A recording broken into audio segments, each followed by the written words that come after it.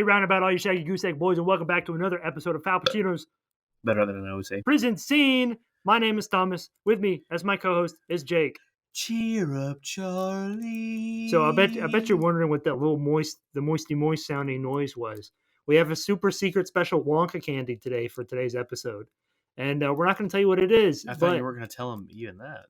But there's a lot of hints throughout the episode, so have your ears open and your eyes listening. Now that this is sitting in front of me, I really want it. I mean, you're allowed to eat it. Well, have you seen the video where it's like the experiment and they put the kids in a room, they're like 5. They give them a marshmallow and they say, all right, if you can not eat this for 10 minutes, I'll give you like 5 marshmallows. And then they leave them in the room with it. And like all of the kids eat them. Yeah. Eat the one marshmallow. I think I had to watch that for my psychology class. And that's what's happening right now. Remember the rules. But I have multiple, so it's okay. You got to do it for everyone. I know. I'm getting there. Okay. I'm going to do it first and then do it. I don't understand what that means. Do you have the email pulled up? No. Okay, well, chop suey. I got it. Okay. All right. What's a vampire's favorite fruit? Do we answer or leave it unknown? I know. I want to answer. Okay. What's a vampire's favorite fruit? Yeah. This one does not it's not funny. I feel like I should know this, but I do not. We're not a vampire. Tell me. Blood orange. Naughty. So yeah, today we watched the movie. I'm gonna pull the blanket this way a little bit, if you know what that means. Good job. We watched the movie Willy Wonka and the Chocolate Factory, which is not Charlie and the Chocolate Factory, which is the name of the book that this film was based off of. Fun fact, this movie came out 7 years after the first book was originally published, and the same year that the sequel book was published. Charlie and the Great Glass Elevator, I believe that one's called. Ooh, interesting. Did you not know that? No, I didn't. That book is weird. I read both of these when I was young, and I'm pretty sure the second book starts with the Wonka Vader crashing into Charlie's house, and then Wonka makes Charlie's whole family get in the elevator, and then they go into outer space in the elevator, and they're stuck in space in the elevator for the whole book. Wait, this isn't Fear and Loathing in Las Vegas, or is it?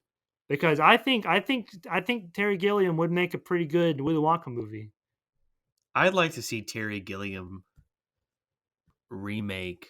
What's a serious movie? I'd like to see Terry Gilliam remake The Godfather.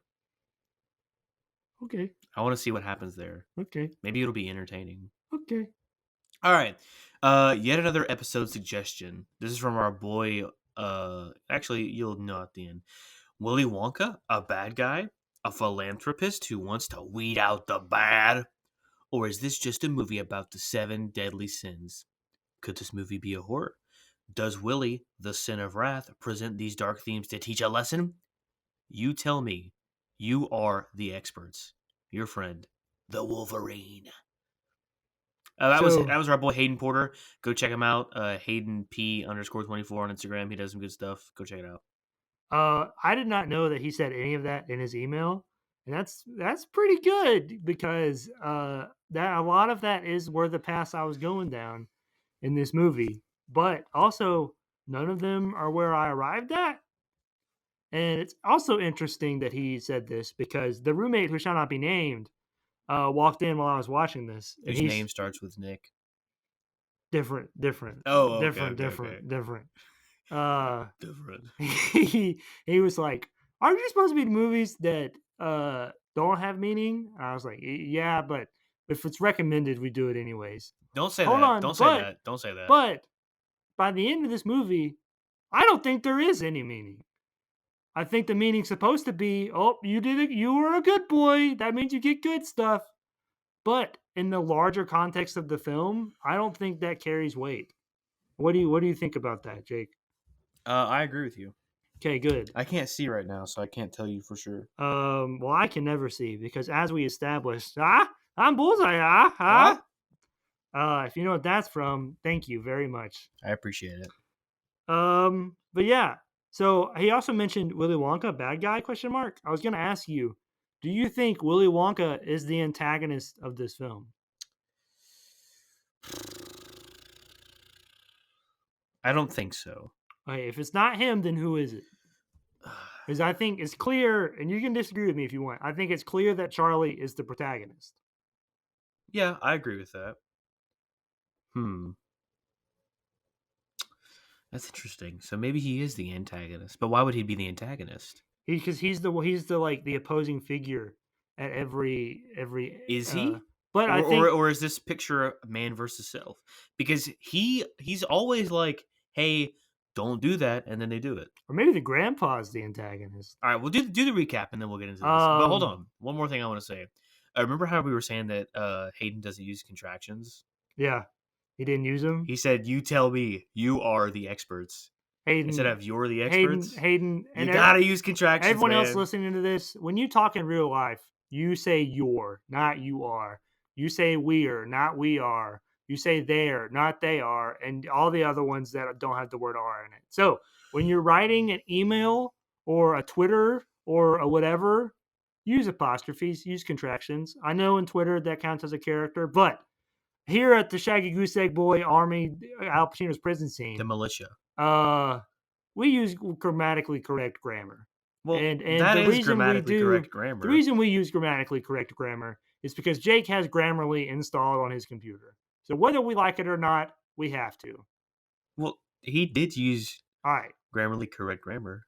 Grammatically correct grammar. Correct grammar. Anyways, recap. I don't know how the movie opens. Charlie's a sad boy. He's like, boy, I'm a sad boy. My family's really poor. My dad doesn't love me because he's gone. All my grandparents sleep in a bed, the same bed. That's not weird, or is it? Especially because my dad's not here, but his parents are still here. That actually is kind of weird if you think about it. But they don't think about it in this movie. Nobody thinks about it in this movie. Where should you never take a dog shopping? A dog shopping. PetSmart? It's a wordplay, Thomas. You gotta do better. Wolf of Wall Street. I don't know. The flea market. Because they'll get fleas on them. Yeah. All right, back to recap. Continue the recap. That's a new noise I just invented right now. What does it mean? Let us know in the comments down below. All right. Willy Wonka is a guy, and he has a factory, and he's like, oh, I'm not talking, but this is what's happening. I'm going to send out all 5 golden tickets, and whoever gets a golden ticket gets to come in my factory. And Charlie's teacher's like, class dismissed. Charlie, I hate you. What does he say? He goes, no, because if you would know, you'd be teaching the class, and that's crazy, because I'm teaching the class, and that means I know because you don't, and you're not the teacher I am. I actually wrote down that quote for some reason. Let me read it. For a student to teach. No, let me do it. Okay, in the voice. Well, it's right there.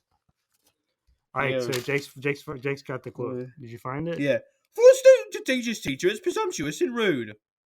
Oh, I thought it was the whole thing. No, it's just that part.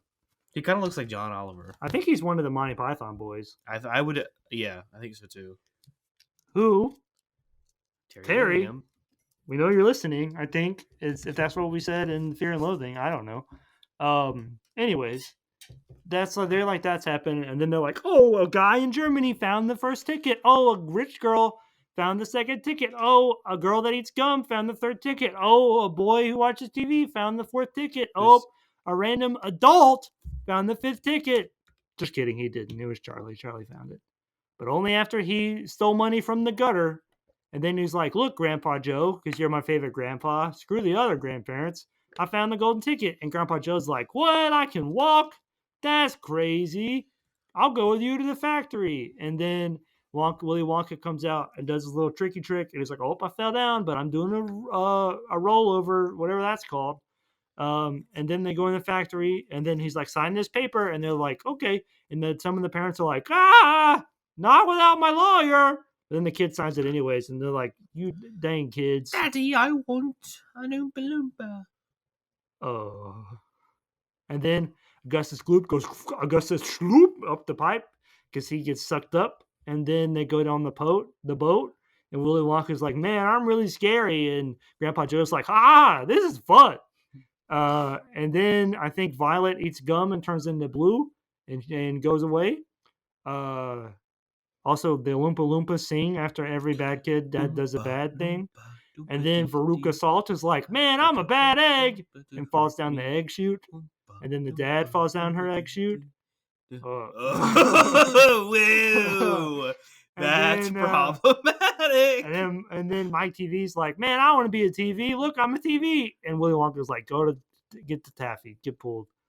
And then he's like, okay. That's also problematic. Not as problematic. Before that, Charlie and Uncle George or whatever his name is. It's like, I think the other one's actually named George, I think. They're like, oh, let's drink this thing and float up. We're gonna die in the fan. Okay, no, we're okay. We burped. Earlier. I know.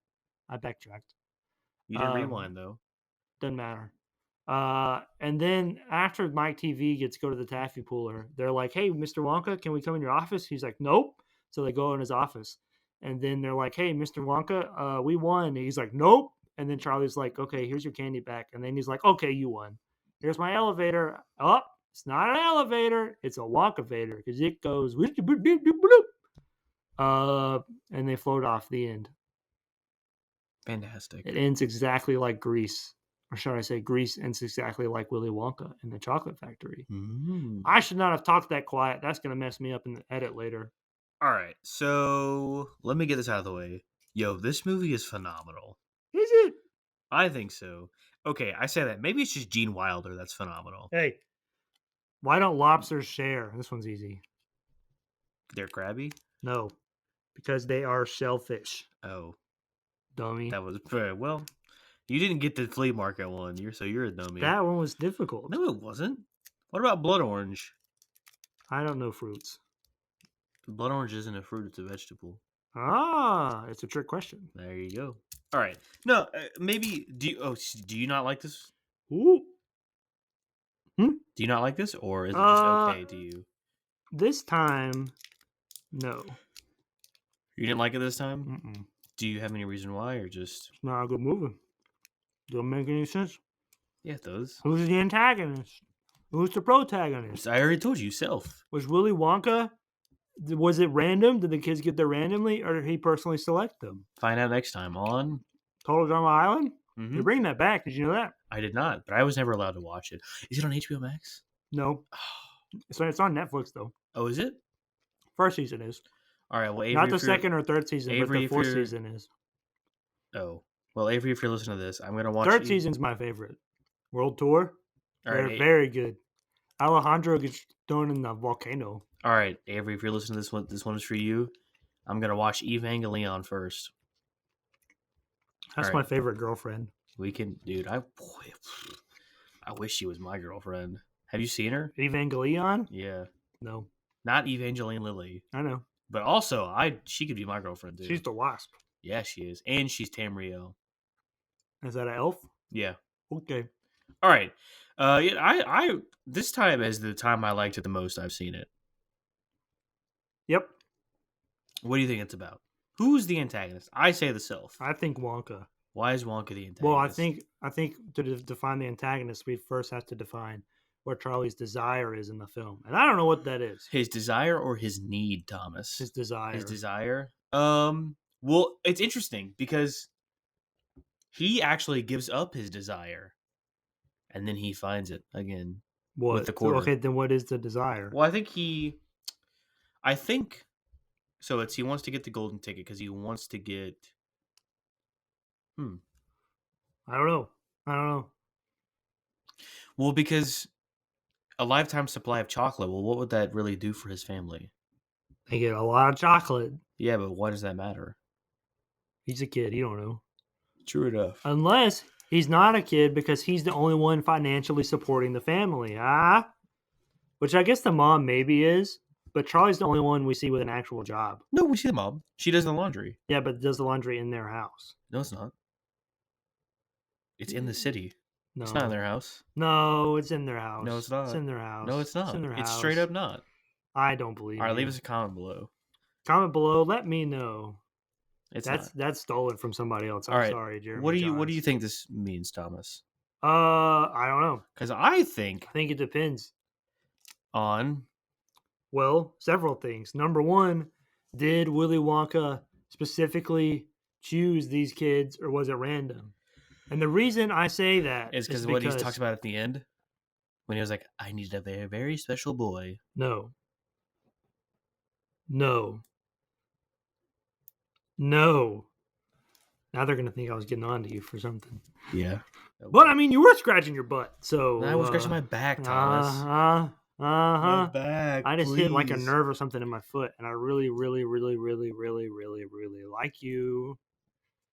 Thank you, Carly Rae Jepsen. All right, anyways, are you going to talk about your freaking meeting? Yes. I mean, it's getting hot in here. Are you stalling? Let's take off all our clothes. No, I do have something to say. Well, then say it. Because so Slugworth throughout the movie, I was like, first of all, I didn't mention this in the recap. Plot twist: Slugworth the whole time was not Slugworth. He's working for Willy Wonka.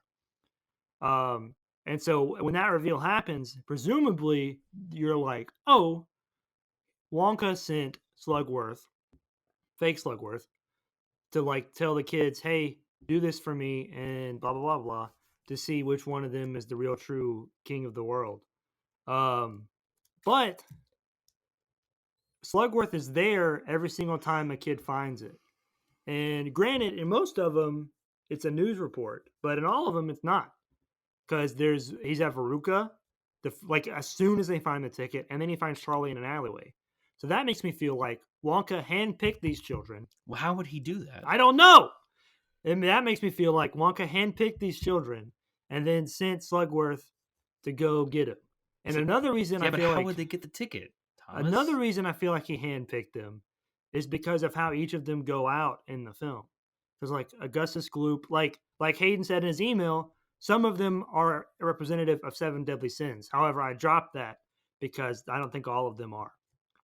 Augustus Gloop obviously is gluttony, and then he gets sucked up in the chocolate fountain. What's the girl's name? Veruca Salt, I wrote down as greed, although she could also be wrath. She goes down the bad egg chute, which, speaking of which, I do not like the Tim Burton one, the Charlie and the Chocolate Factory. But in that one, it's squirrels, and that don't make any sense. I much prefer the egg scene. But she's a bad egg.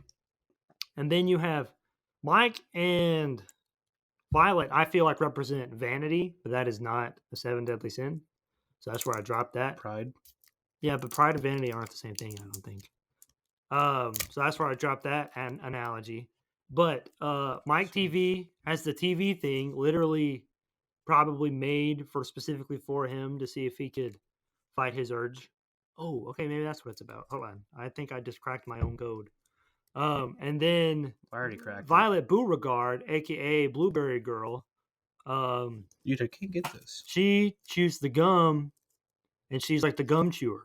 So every single time someone goes wrong, it's directly in line with their personality and their defining trait that we've established with them from their first interview. So that's what I feel like Wonka handpicked those kids. And if he did handpick those kids, then I think that changes the meaning, because then the meaning is at the end, a quote he says, better out than in, I always say. A quote that Wonka says is, does it feel darker in here than usual to you? Why is that? What? Comment below, let me know. Hold on, I'm not done. Let me say his quote.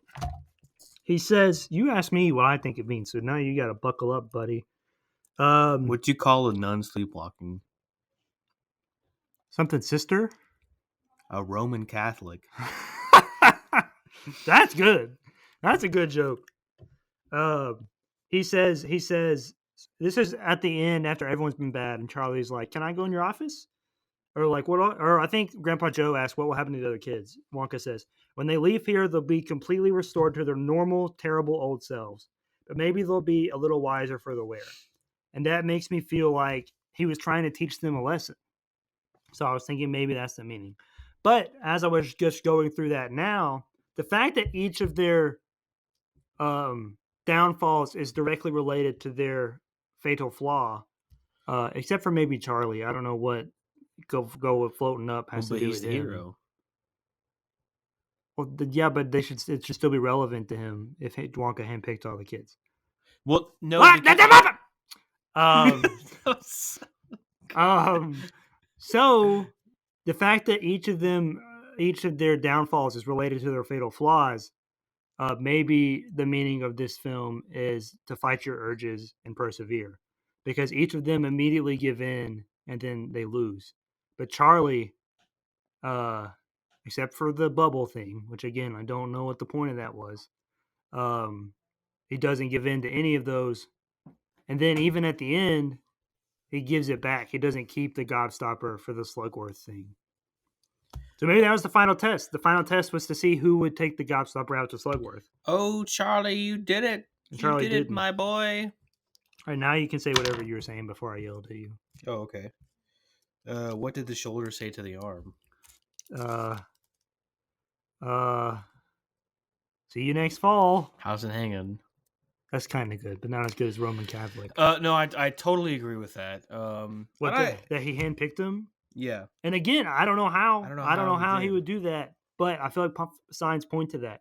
And I feel like if he did handpick him, it's a different meaning than if they were randomly selected. I feel like Willy Wonka is beyond. What does that mean? He's beyond. Beyond what? He's beyond our normal lives. Well, he's very eccentric. I'll give him that. He exists outside of us. So maybe that's how. Well, and then also a lot of things in the factory are unexplainable. Like when they walk in the room and they're like, "That's the door we came in," and then it's a different room when he opens the door. Yeah. And one thing I think could have added to that is, number one, I was trying to figure out why this movie was a musical, and I have a reason, but I'm not going to tell you yet, because it's not related. Okay. Yet. I'm gonna say one more time, and then I'm gonna say my thing. I think Willy Wonka. I think all of the songs should have happened in the factory, and no songs happen outside of the factory. And Willy Wonka and the Oompa Loompas be the only ones to sing. That way, it would seem like Willy Wonka was actually singing in this world, and the other character, and that would add to his eccentricity and his unusualness. Because the fact that the Candyman guy sings, the mom sings, and Uncle Joe sings, makes it feel like that's just a part of this world. But if it was just within the factory, that would kind of add to the eeriness of the film, I think. Oh, we're not here to talk about the Thomas. See, I think Willy Wonka is the protagonist. Why? Well, I think I mentioned this up top. Charlie and the Chocolate Factory is the name of the book, and the name of this movie is Willy Wonka and the Chocolate Factory. However, actually, you say what you were going to say first. I think that Willy Wonka goes through the most change. But that doesn't make him the protagonist. That's true, but I also think he has the one with like the he could be the hero, but he's not the protagonist. The base goal. Because if he hadn't made the decision to have the contest, then none of this would have happened. Yeah. So maybe that's what makes him the antagonist. Okay. But also, we don't meet Willy Wonka until like halfway through the movie. That's true. But see, I did not take the avenue that you did. I took the avenue about how society can beat down a man until he's dissolves into nothing, essentially. Speaking of that, you want to hear a joke? No. What did one triangle say to the other triangle? How's it hanging? Let's get together and square dance. Because if you put two triangles together, it makes a square. Yeah, right. Did you not think that joke was very funny, Murray? No. Well, I'm going to shoot you. What? Are you referencing Impractical Jokers? I'm referencing Joker, the movie where you beat down a man and then society breaks him. Oh, yeah. Duh. No, but I think that that's what this movie's about. I think that what you said is definitely prevalent, extremely prevalent, but I think at its core, I think that it's about how society can beat down a man. Do you think Wonka was like this, like he is presented in this movie, prior to him shutting down the factory? Absolutely not. Okay. Did he have the Oompa Loompas yet? No. Because I think it's conceivable that he found the Oompa Loompas in the 3-year time period the factory was closed. I think so too, because that's how it's presented in Charlie and the Chocolate Factory. I do not like that movie. I do. At all. I do. But yeah, I think that because why does it get shut down? Because Slugworth, right? No, Wonka shuts it down. Right, but why? But yeah. Although, is Slugworth even a real person? That is true. That could totally not be. All this was a marketing ploy. See, you cut off the supply, demand increases. You reintroduce the supply, demand is whoop. But are you gonna let me finish? No. Also, there's a point where Wonka makes me believe, Thomas, I could end this all right now, that he does not care about profit. There's something he says. Oh, it's about the everlasting gobstopper. That it's like, here you go. That it's a never-ending chew or whatever. I'll tell you exactly what he says. I don't know. Say, where's it at? It doesn't matter. Wait. No, everybody has one, and one is enough for everybody. Yeah, so that line makes me feel like he doesn't care about profit, but I don't think he does. You can continue what you were saying. That was just an interjection. Well, you screwed me up. You're talking about Slugworth and how he closed the factory, and then society brings him in. That I think that he just got fed up with all of it, because I think what he created, as presented in this film, is a global phenomenon. Well, that's everybody wants Wonka bars. But when the roommate that shall not be named, he came in, and I was like, "What in the real world could happen that would like influence people like this?" Because there's one lady whose husband gets taken hostage, and we don't see a final decision, but it seems like she's going to choose the Wonka bars over her husband. Yeah, with potentially not only potentially, astronomically likely that there's not a golden ticket in there. Yep. And there wasn't. And there wasn't. Exactly. But yeah, I think he created something that overwhelmed him. And he was beaten down by society and was like, all right, I have to retreat. I can't do this anymore. And then I think that there may have been a time of reflection in that 3-year period where he was like, all right, I want out completely. Because he presents himself as a very giddy, happy person throughout the entirety, or at least most of the time. But then we get, progressively, he gets more and more like distant. I think the last thing he says to Mike TV before he like does the TV thing, he goes, stop, don't come back. Yeah. With like no enthusiasm at all. Well, he's very apathetic towards the kids. He is. There's several times he says he says a line similar to that. Well, with Augustus Gloop, he goes, I wouldn't do that if I were you. But he makes no attempt. And he says something after he's in the tube too. I don't know what it is exactly. Oh, it's like the mom is like, he's gonna get turned into a marshmallow, and he's like, well, no, he won't. And the mom's like, why? And he's like, well, because that doesn't go to the marshmallow factory. Goes to the fudge room. And then every time he's like, take this, take so and so, and take them to this room. But also Augustus Gloop, he goes. I'm gonna get there. Hold on. He goes. I want to say it again. He goes, I wouldn't do that if I were you. To Augustus, but then he's like, oh no, my chocolate. Yeah. And I do think you're right. I do not think he's worried about the profit at all. I think he's worried about his creation. Which, because he has so much love for his creation, is why he develops so much turmoil with the culture that has been created, because he didn't want that. He just wanted what James Halliday wanted in Ready Player One. Who's that? The dude that created the game? Yeah. Okay. Ready Player 2 is out. Don't read it. Apparently it's bad. The book? Yeah. I didn't know that. Yeah, I saw it in the store the other day. Written by the same guy that wrote the first one. Ernest Cline. Yep. Anyways, I had a response to what you said. Because I had a question in my viewing of why does he have the contest in the first place? Because like I wrote down that it's an ingenious marketing ploy to get people to buy all your stuff. Yeah, it would have been even more ingenious if there were only 4 tickets, but he said there were 5.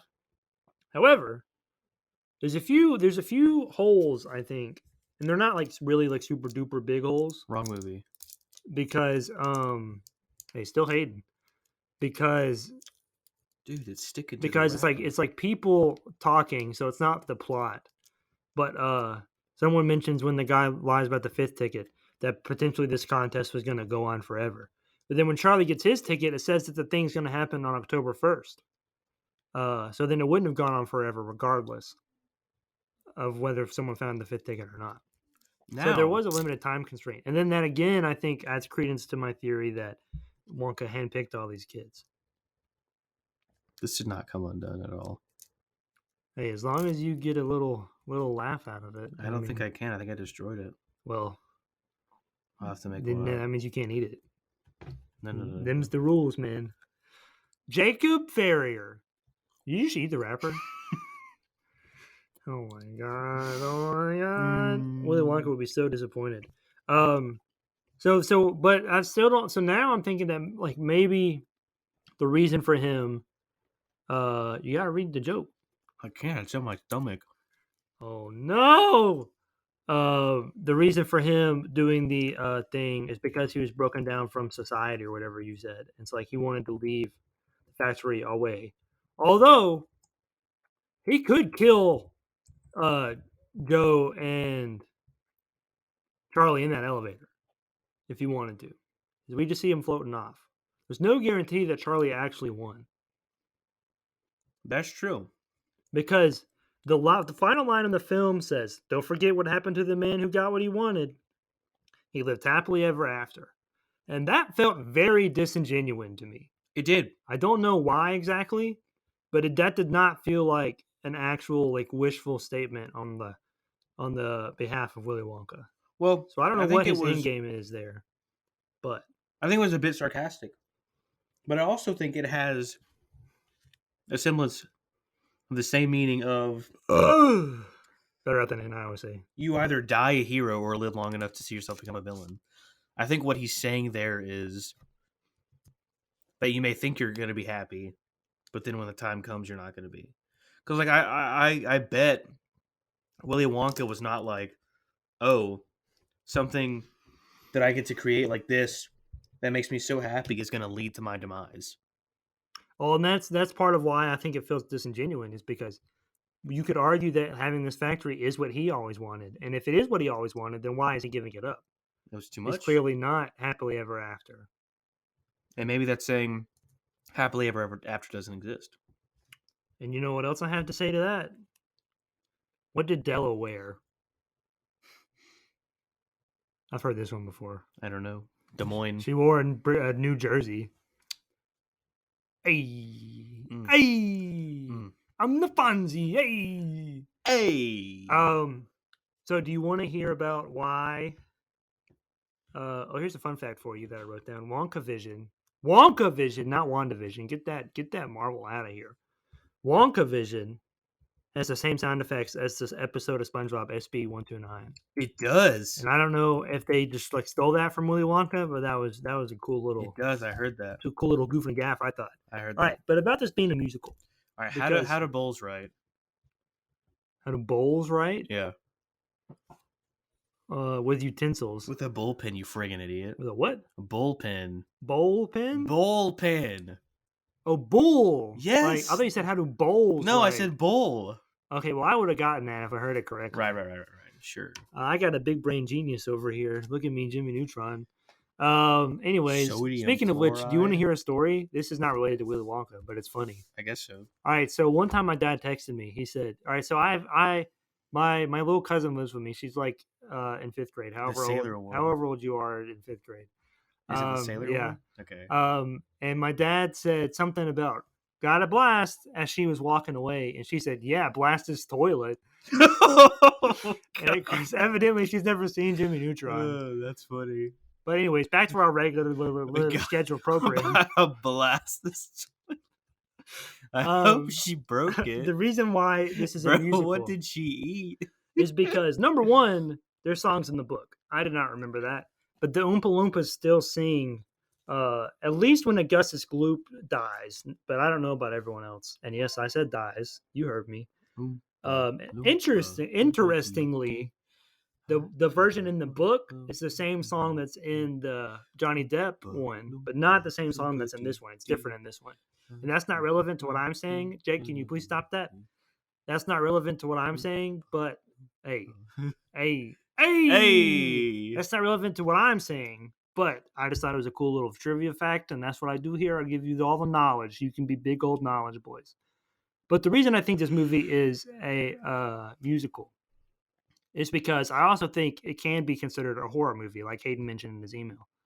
But the bright colors of the film negate the horror feelings, even though everything that's happening does feel very Saw-esque, despite me never seeing a Saw film. I'm gonna sneeze. So the musicals counterbalance. Okay. Just look at the sun and it won't happen. The musicals counterbalance the horror elements and make it a children's film, and I think that perfectly encapsulates Roald Dahl, the writer who wrote this book. Who can make the sun because rise? He writes books for children, but they're often very kind of grotesque. The drawings are, and then very dark. Like if you've read, I think in Twitches, that ends with somebody like chopping off their foot or something like that. And it's a good book, by the way. The Witches, I haven't read. That's another thing. That movie's kind of weird, especially the Anne Hathaway one. Matilda is another Roald Dahl book. So the like BFG. That's not. Oh, is that him? Yeah, I think it is that and James and the Giant Peach. So Which? all his movies, all his books are weird and they're kind of dark, but they're made for kids. So I think the musical aspect, the songs mixed with like the horror kind of horror-esque elements, make this film a perfect adaptation of a Roald Dahl story. That is not. I don't think that the musicals add to the meaning beyond that, but it's true statement. That's what I believe. That is a true statement, or that's what the true statement is? That is the true statement. Is this all your notes? What? This? And this page. Oh, okay. Not that page. Let me look at what I got here. Well, I got some stuff that's funny. Okay. Veruca's dad says, "I'll give you a £1 bonus if you find the ticket." That's funny. That Why? they get $1 more. Oh, that's funny, dude. That's a lot, though. And then also, maybe that's commentary. But also, this man straight up buys a loaf of bread for like a penny, though. So Charlie? Yeah. Well, no, because I think that was that was his first paycheck. So he's been delivering papers for however long, and his whole paycheck went to the. No, it didn't. Bread. No, because he gave some to his mom, and then he gave some to Uncle Joe, Grandpa Joe. Gave some what? Money.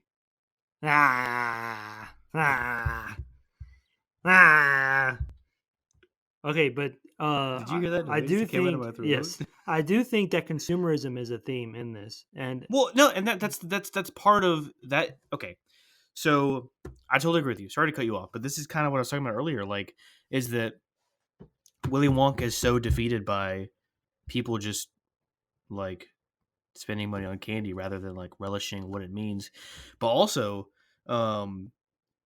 none of the like kids, especially the parents too, none of them actually want to experience the journey of going through the factory.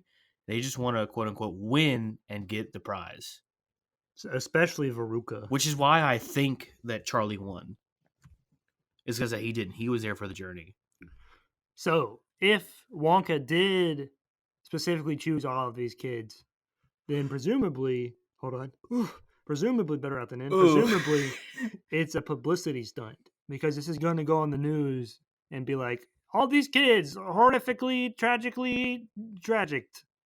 And then he's going to be like, yeah, they were because they're bad kids. And they are bad kids. And then the lesson, this would not happen in the real world, but the lesson is, oh, they were bad and that happened to them, so I'm going to be good. Well, Willy Wonka says something like that, doesn't he? Yeah, I think I already said that quote.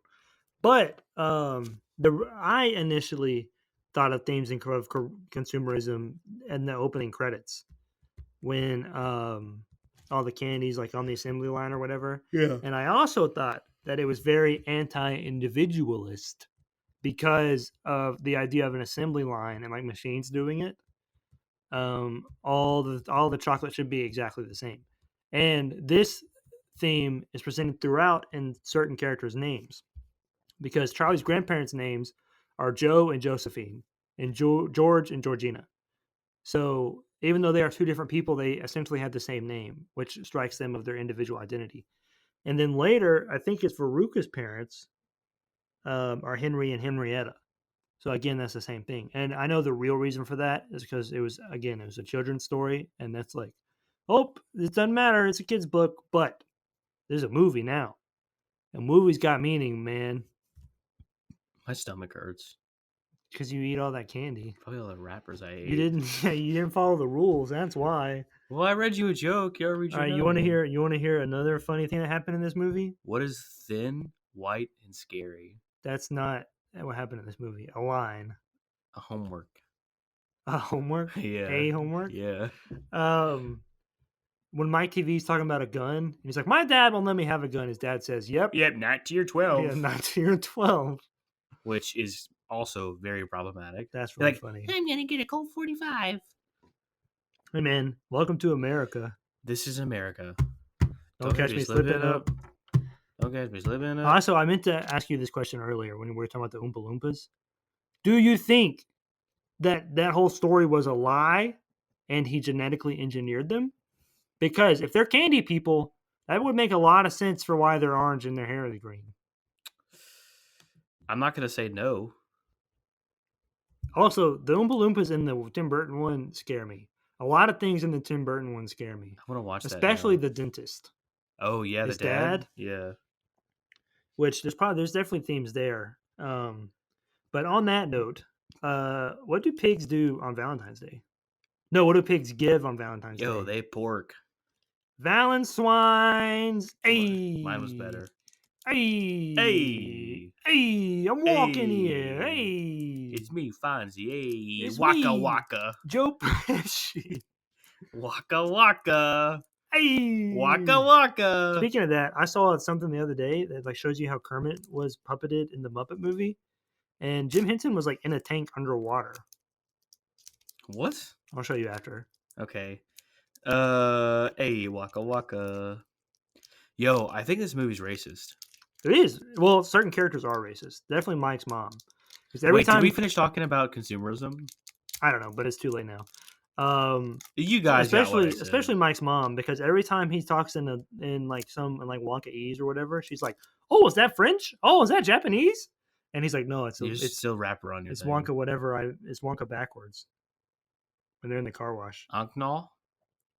Well, when they're in the car wash thing, he says what it is, and she's like, "Oh, is that Japanese?" And he's like, "No, it's Wonka wash backwards." Which what? Talk about egotistical, putting your name in front of everything. Hey man, it's his candy. Hmm. He can do what he wants. So he's just kind of taking a detour, but how many detours have we taken this episode? I mean, you gotta circle backwards. On the outside, looking in. Thank you very much. I'll be here all week. Anyways. You didn't tell me a joke. I did. I read both of them. Oh, you did? Mm-hmm. I just didn't eat it yet. Anyways. That smells good. Anyways. Cherry? No, I already ate the cherry. No, I didn't. That was strawberry. Okay. Anyways. Say it again. Anyways. I don't know what I was talking about. Oh. If we're saying that the Oompa Loompas weren't there until after the factory shut down, does that mean he made everything himself before? Or that he had employees and then just fired them all? Well, so Charlie, Joe worked there, didn't he? If he doesn't care about making money, then slave labor is a good way not to spend money, not to make money. He doesn't pay the Oompa Loompas. Mm-hmm. What does Oompa Loompa but also, mean? If they're genetically engineered, are they human? Well, what I would are say, they candy? What I mean, again, humanity is a haiku, as established in our Oompa Loompa Pacino verse. What is Oompa Loompa? A short person. Nice. Also, Grandpa Joe is problematic. Why's that? Not only because he was gaslighting his family for several years by not getting out of the bed, but it's also possible that they were kidnapped. Who? The Oompa Loompies. Oh, I thought you were saying his grandparents. No. That's Charlie and his mom kidnapped a bunch of old people to make them their grandparents. Yeah. I want to see that movie. Let's make that movie. Debunking. What color were Oompa Loompas originally? Like in the book? I don't know. Is that what you're saying? I'm reading it. What does originally mean? I don't know. I'm reading it. Well, does it mean in the book? I'm reading it, or Thomas. In the production of the film? Well, you can't read on a podcast, Jake. You got to talk. That's why you're talking. No, you got to talk. All right. In the 1971 Gene Wilder film adaptation, you probably remember that Oompa Loompas. Don't read the thing. You got to talk about your own thoughts. They all look South Asian. They do not. They just aren't. That's racist. Yeah, stop reading this article. If you're racist, shut up. Anyways. Yo, in the original 1964 edition of Charlie and the Chocolate Factory, there is no Loompa Land. Yeah. Why would it be mentioned? It's not important to the plot of the book. Imprisons them in his factory. Yes, we know, Jake. This book has a lot of problems. It's dark. I already said that. I'm trying to figure out why this film's racist. So you said that you didn't have anything to back it up? No, I did, but now I got sidetracked. Well, moving on. Anyways, Grandpa Joe's a bad person because when they're in the tunnel, he's like, oh, this is fun. Everyone else is having problems. Yo, let me read that. But then also, when Veruca disappears and then the dad goes down after her, he's like, well, he finally got everything he ever wanted. And Charlie's like, what that? And he says, Veruca went first.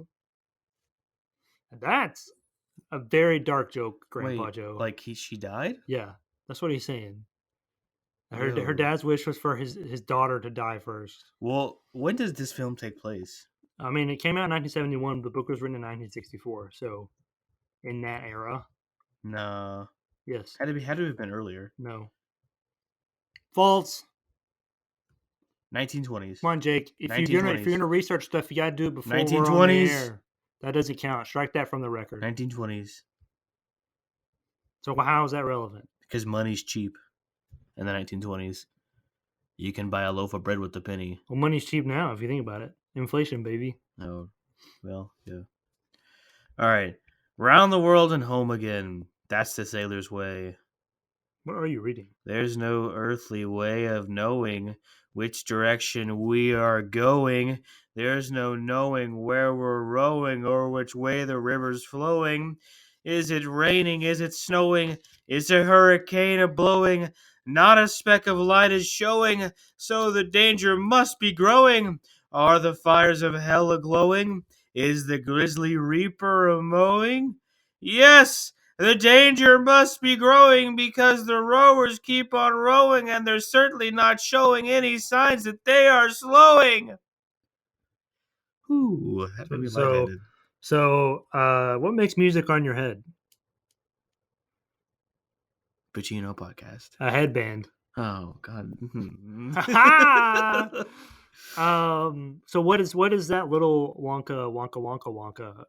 What does that mean? See, it's possible also that this is like Dante's Inferno. Okay. And that would make Willy Wonka Satan. No. What's Dante. the one A? I don't know. I haven't read Dante's Inferno. Who's the and I don't know how this is Dante's Inferno because there's not 7 anything. Well, it's 9 actually. Well, then that's even more that it's not because if it's not 7, it's not 9, baby. Well, hold on. What's his name? I gotta figure it out. Willy Wonka. Dante's. Oh, Virgil. That would make Wonka Virgil, or he could be Death, potentially. Because the way you said, you said the joke about how he go, well, there goes Oz first. And how it's like she's died first. But Joe said that. Right. But that his gigs said. So it's possible that they do die. Because we don't see them at the end. No, and we do, I think, in the book, and at the very least we do in the 2005 Tim Burton one.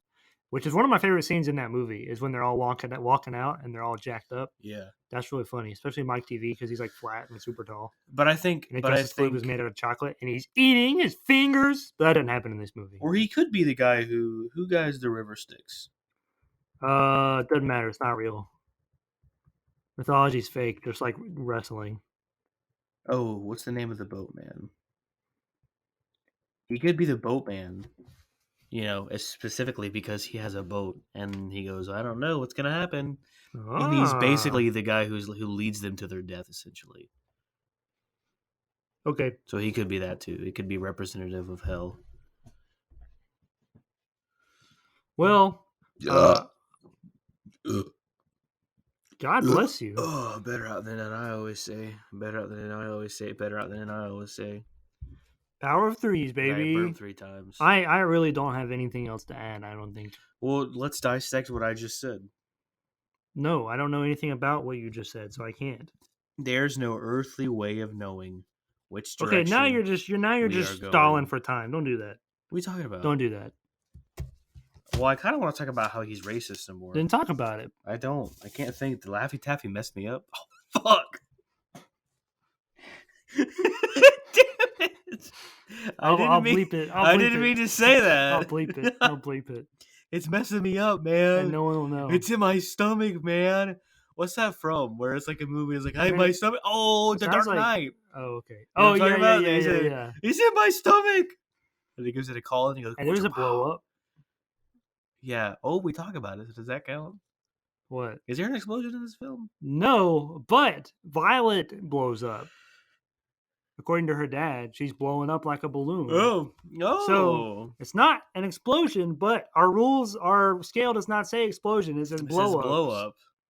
So I would say, since that's kind of cheating, I would say this is a 3. I'm going to give it a 2.5.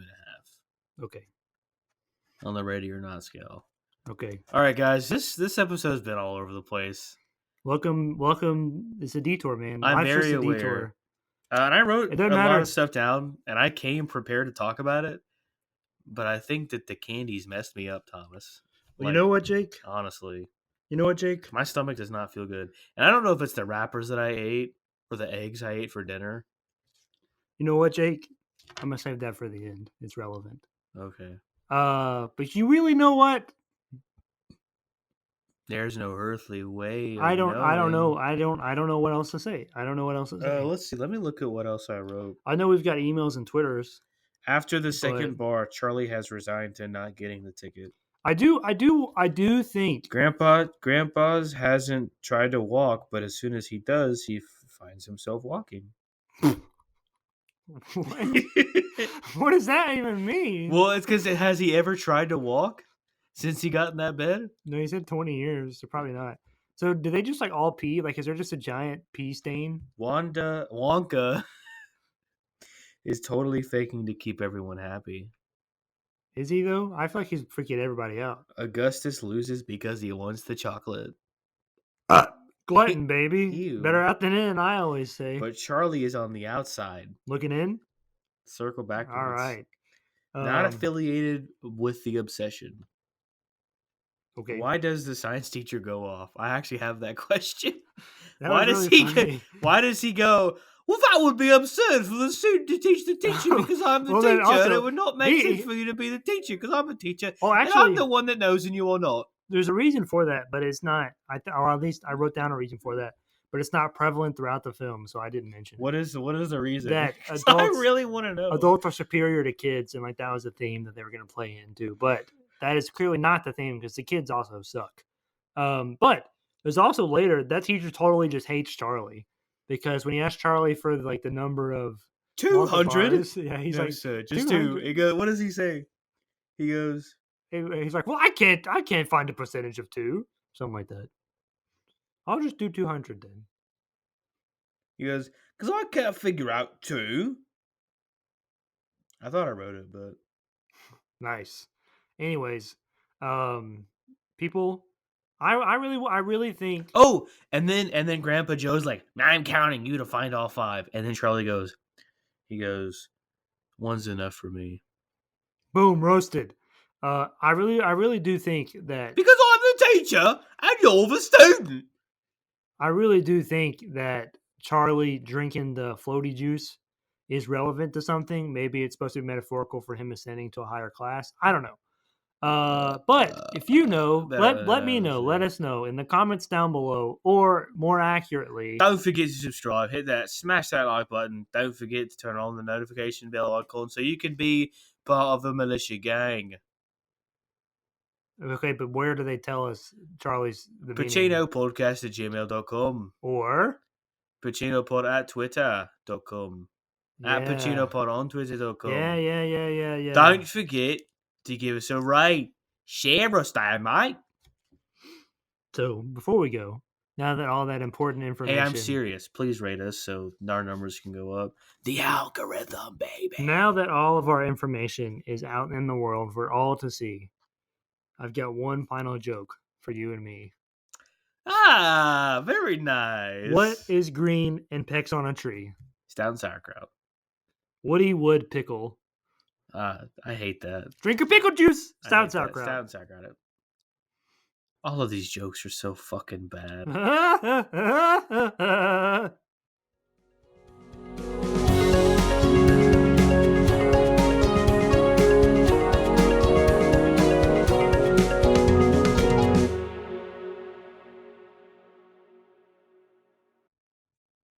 Baba.